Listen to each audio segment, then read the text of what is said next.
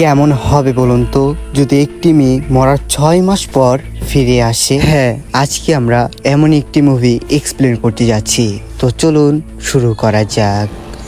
গল্পের শুরুতেই আমরা দেখতে পারি কিছু মেয়ে একটি রুমে আত্মাকে ডাকছিল। আসলে এই রুমটায় একটি আত্মা আছে, আর এই আত্মাকে যেই ডাকে এই আত্মা তাদেরকে সাহায্য করে, এমনকি তাদের অজানা তথ্যগুলো দেয়। কিন্তু এইখানে মেয়েরা আত্মার সাথে আর কি মারতে থাকে আর অনেক ফাজলামো করতে থাকে। তারা আত্মাকে নিয়ে হাসাহাসি করতে থাকে। এটার কারণে আত্মা মেয়েদের উপর অনেক ক্ষিপ্ত হয়ে যায়, আর তারপরই আত্মা তাদের উপর আক্রমণ করা শুরু করে দেয়। এদিকে মেয়েরা এইসব দেখে অনেক ভয় পাচ্ছিল। তারপর সিন কাট হয়। আমরা দেখতে পারি আমাদের গল্পের নায়ককে। আমাদের গল্পের নায়কের সাথে কিছু লোকের ঝামেলা হইতেছিল। এখানে আমরা জানতে পারি আমাদের নায়ক নতুন একটি কোম্পানি খুলেছে। সেই কোম্পানির জন্য এই লোকদের কাছ থেকে নায়ক টাকাগুলো হালত করেছিল, কিন্তু এখন সময় পার হওয়ার পরও তাদের টাকা পরিশোধ করতে পারতেছে না। এর কারণে এই লোকগুলো এসেছে নায়কের কাছ থেকে টাকাগুলো আদায় করে নিতে। আর হ্যাঁ, আমাদের নায়কের নাম হলো আরিয়ান।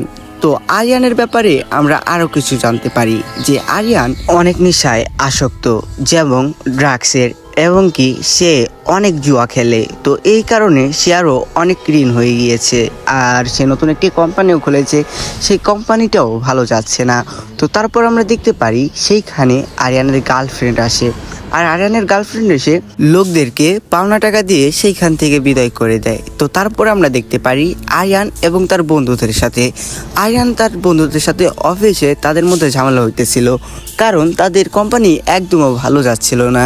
কিন্তু আরিয়ান তার বন্ধুকে বলেছে যে ভাই, আমার সাথে কোম্পানি খোল, পার্টনারে অনেক টাকা লাভ হবে। কিন্তু এখানে আরিয়ানের বন্ধুরারও লস হচ্ছে। তো এই কারণে আরিয়ানের সাথে আরিয়ানের বন্ধু অনেক ঝামেলা করতেছে। তো সেইখানে তার গার্লফ্রেন্ড এসে বলে যে তোমাদেরই তো বন্ধু, তাহলে তোমরা খারাপ সময় এখন তাদের পাশে কিসের জন্য থাকতেছো না। তো সেইখানে অনেক কথা কাটাকাটি হয়। তো তারপর আমরা দেখতে পারি আরিয়ান এবং আরিয়ান এবং তার বন্ধুরা মিলে সেই রুমে গিয়েছে সেই আত্মার কাছে জানার জন্য যে তাদের কোম্পানি ভালো চলবে নাকি ভালো চলবে না। তো তারপর তারা আত্মাকে ডাকে, আর আত্মার কাছে জিজ্ঞেস করে যে আমরা কি করব, আমাদের কোম্পানিটাকে এখন আমরা বিক্রি করে দিব নাকি এই কোম্পানিটা আরও পরে ভালো চলবে। তো তখন আত্মা তাদেরকে বলে যে কোম্পানি বন্ধ করার দরকার নেই, এই কোম্পানি আরো ভালো চলবে। আত্মা তোর কথা বলতে পারে না, তাদেরকে ইশারায় বলে। তো তারপর সিন কাট হয়, আর আমরা আরিয়ানের বন্ধুকে দেখতে পাই। আরিয়ানের বন্ধু একটি মেয়ের সাথে ইন্টিমেট হয়, মানে শারীরিক সম্পর্ক করে। তো এই কথাটা মনে রাখবেন যে এই মেয়েটির সাথে শারীরিক সম্পর্ক করেছিল। তো তারপর আরিয়ানের বন্ধু তার কিছুদিন পর আরিয়ানের বন্ধু যখন সেই রাস্তা দিয়ে আবার যায়, তো সে সেখানে দেখতে পারে কিছু লোক এবং কিছু মহিলা মিলে একই ছবির সামনে কান্নাকাটি করছে, কারণ একটি মেয়ে মারা গিয়েছে। আরিয়ানের বন্ধু ছবিটা দেখে একদমই অবাক হয়ে যায়, কারণ এই সেই মেয়েটা ছিল যে মেয়েটির সাথে আরিয়ান কিছুদিন আগেই তো এই মেয়েটির সাথে শারীরিক সম্পর্ক করেছিল। এইটা দেখে আরিয়ান অনেক ভয় পেয়ে যায় যে সে একটি মৃত্যু মেয়ের সাথে কিভাবে শারীরিক সম্পর্ক করলো। আর হ্যাঁ, আরিয়ান সেখানে আরও একটা কথা শুনে একদমই হতবাক হয়ে যায় এবং কি প্রচণ্ড ভয় পেয়ে যায়। এই মেয়েটি নাকি 6 মাস আগে মারা গিয়েছে। এই কথা শোনার পর তো ভাই আরিয়ান অনেক ভয় পেয়ে যায়, আর সে কি করবে বুঝতে পারে না। তাই তাড়াতাড়ি করে সেইখান থেকে সরে আসে এবং কি একটি প্রাইভেট কারে বসে। আর এরপরই আরিয়ানের সাথে ঘটতে থাকে ভয়ানক ঘটনা। তো সে সেইখানে একটি আত্মাকে দেখতে পায়, আর সে উপলব্ধি করতে পারছিল যে তার আশেপাশে আত্মা রয়েছে। আর সেই গাড়ির মধ্যেই সেই মেয়ের আত্মাটি আরিয়ানের গলা কেটে আরিয়ানকে মেরে ফেলে। তো তারপর আরিয়ান এবং তার গার্লফ্রেন্ড এবং তার এক বন্ধুকে দেখতে পায়। তারা বিশ্বাস করতেছিল না যে তার বন্ধু মারা গিয়েছে, এটা স্বাভাবিক ভাই। আর তারা এটা একদম সিরিয়াসলি নেয় না, তারা এমনি ভাবেই তার মৃত্যু হয়েছে। তো তারপর আমরা আরিয়ানকে দেখতে পাই। আরিয়ানের সাথেও ভয়ঙ্কর ঘটনা ঘটতেছিল। আরিয়ানও একটি মেয়ের ভয়ঙ্কর লাশ বা আত্মা দেখতে পাচ্ছিল, কিন্তু সে কাউকেই জানায় না। তারপর আমরা দেখতে পারি সেই কোম্পানিতে একটি মহিলা এসেছে। এটা কিন্তু ফ্ল্যাশব্যাক ভাই। সেই মহিলাটা এসে তাদের বন্ধু কোম্পানি, তারা ভেবেছিল যে কিছুদিন পর কোম্পানিটা বিক্রি করে দিবে। সেই মহিলাটা তাদেরকে এমন একটি প্রজেক্ট দেয় যে সেই প্রজেক্টটা যদি তারা কমপ্লিট করতে পারে তাহলে তারা হয়ে যাবে কোটিপতি এবং কি তাদের আর কোম্পানিটা ব্যস্ত হবে না। তো এটা শুনে আরিয়ান তো অনেক খুশি হয়ে যায় আর সেই প্রজেক্টটা নেওয়ার জন্য উঠে পড়ে লাগে। কিন্তু আরিয়ানের গার্লফ্রেন্ড কোনোভাবেই মানতে চাইছিল না যে এতটুকু কাজের জন্য তাদের এতগুলো টাকা দেওয়া হবে। আর হ্যাঁ, এই মহিলাটা আসার পর থেকেই কিন্তু এদের সাথে ঘটতে থাকে ভয়ানক সব ঘটনা। তারপর আমাদেরকে বর্তমান দেখানো হয়। আমরা দেখতে পারি আমাদের আরিয়ানের সাথেও অনেক ভৌতিক ঘটনা ঘটে যাচ্ছে। আরিয়ান এবং তার বান্ধবী এবং তার গার্লফ্রেন্ড মিলে একটি কবিরাজের কাছে যায়, কিন্তু গাড়ির মধ্যে আরিয়ানের বান্ধবী ভয়ে অজ্ঞান হয়েছিল। এর জন্য আরিয়ান তাকে ডাক না দিয়ে তার গার্লফ্রেন্ডকে জোর করে সেইখান থেকে নিয়ে কবিরাজের কাছে চলে যায়। কবিরাজ তাদেরকে বাঁচার উপায় বলে, তারা সেইখান থেকে বাঁচার উপায় জেনে সেইখান থেকেও চলে যায়। তারপর তারা বাইরে আসে আর বাইরে এসে দেখে তাদের আরিয়ানের বান্ধবী গাড়িতে নেই। এটা দেখে তারা অনেক চিন্তিত হয়ে পড়ে যে সে কই গেল। তারপর তাদের সাথে এমন কিছু ঘটে, তারা পুরাই হতবাক হয়ে যায়। তারা পিছে ঘুরতেই দেখে যে আরিয়ানের বান্ধবীকে সেই মেয়েটির আত্মাটা মেরে ফেলে আর গাছে দড়ি দিয়ে ঝুলিয়ে রাখে। এইটা দেখে আরিয়ান এবং তার গার্লফ্রেন্ড প্রচণ্ড ভয় পেয়ে যায় আর সেইখান থেকে গাড়িতে করে তাড়াতাড়ি সেইখান থেকে চলে যায়। তারপর তারা চলে যায় সেই রুমে যেখানে আত্মার বসবাস।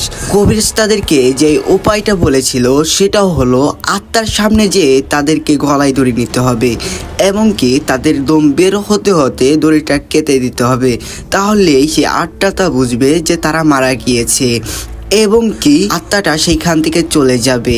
যেই ভাবা সেই কাজ।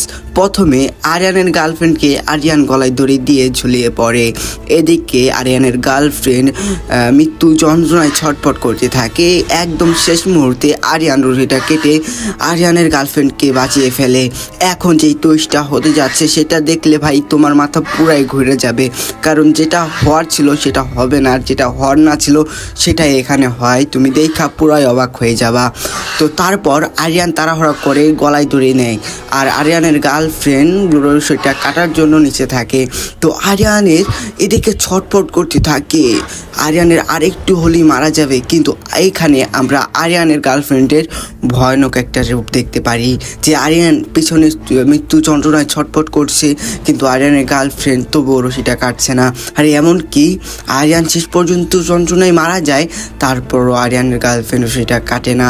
তো এইখানে কি হলো বা কিসের জন্য আরিয়ানের গার্লফ্রেন্ড আরিয়ানকে বাঁচালো না? তো চলুন আমরা এইখানে একটা টুইস্ট জানতে পারি। আমাদেরকে দেখানো হয় সেই রাত, যেই রাতে এই মেয়েটিকে মেরে ফেলা হয়েছিল। আমরা দেখতে পারি আরিয়ান এবং তার বন্ধুরা মিলে একটি পার্টি থেকে ড্রিঙ্ক করে চলে আসে, মানে প্রাইভেট কারে ছিল। তো তখনই তাদের সামনে একটি মেয়ে চলে আসে। এই মেয়েটাই সেই মেয়ে যে মেয়েটাকে মেরে ফেলা হয়েছিল এবং কি এই মেয়েটির আত্মাটাই আরিয়ানদেরকে পরেশান করতেছে। তো এই মেয়েটি আরিয়ানদেরকে বলতে থাকে অনেক ছটফট করে যে আমাকে বাঁচাও, আমাকে মেরে ফেলবে। কিন্তু আরিয়ানরা ড্রিঙ্ক করার কারণে সেইখানে ভয়ে তাকে বাঁচায় না এবং কি তারা সেইখান থেকে মেয়েটিকে রেখে চলে যায়।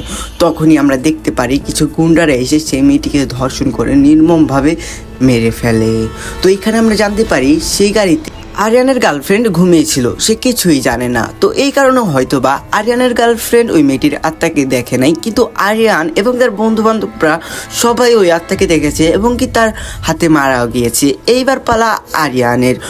তো ওই কবিরাজ আরিয়ানের গার্লফ্রেন্ডকে বলে যে শুনো, এই আত্মাটি তোমার উপরে কোনো ক্ষিপ্ত না, তোমার বয়ফ্রেন্ডের উপর এই আত্মাটি অনেক ক্ষিপ্ত, তোমার বয়ফ্রেন্ডকে মেরিয়ে ফেলবে।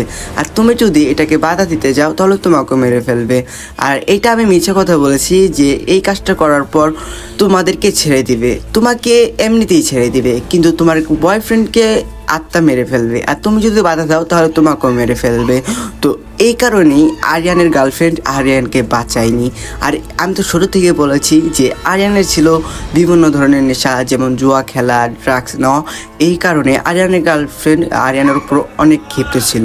আর এই কারণেই আরিয়ানকে বাঁচায়নি। আশা করি বুঝতে পারছো। তো এরকম একটি টুইস্ট দেখিয়ে মুভিটি এইখানে শেষ হয়ে যায়। তো মুভিটি কেমন লেগেছে আর আমার এক্সপ্লেন করা কেমন লেগেছে সেটা অবশ্যই কমেন্ট করে জানাবেন। আর হ্যাঁ, চ্যানেলটি একদমই নতুন, অবশ্যই চ্যানেলটিকে সাবস্ক্রাইব করে দিবেন। তো আজকের মতন বাই বাই, টাটা, আল্লাহ হাফেজ।